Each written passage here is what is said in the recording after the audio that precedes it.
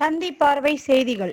குடியாத்தம், திருமலை, திருப்பதி, திருக்குடை கபினர் விஸ்வ இந்து பரிஷத் இணைந்து நடத்தும் 2ஆம் ஆண்டு சமர்ப்பண யாத்திரை இன்று காலை குடியாத்தம் சந்தைப்பேட்டை பகுதியில் உள்ள ஸ்ரீ சீதாராம ஆஞ்சநேயர் ஆலயத்திலிருந்து புறப்பட்டு நகரின் முக்கிய வீதிகளில் ஊர்வலமாக வந்து தென் திருப்பதி வெங்கடேச பெருமாள் ஆலயத்தில் முடிவடைந்தது. இதில் ஏராளமான பக்தர்கள், விஸ்வந்த் பரிஷத் கமிட்டி பொதுமக்கள் கலந்து கொண்டனர். தந்தி பார்வை செய்திகளுக்காக நிருபர் KVR.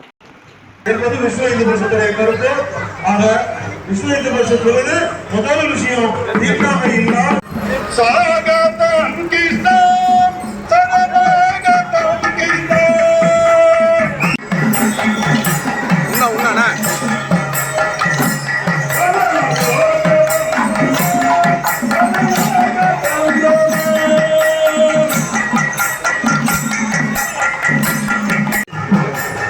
கைகெல்லாம் கிட்டாதுண்ணா டிவிக்கு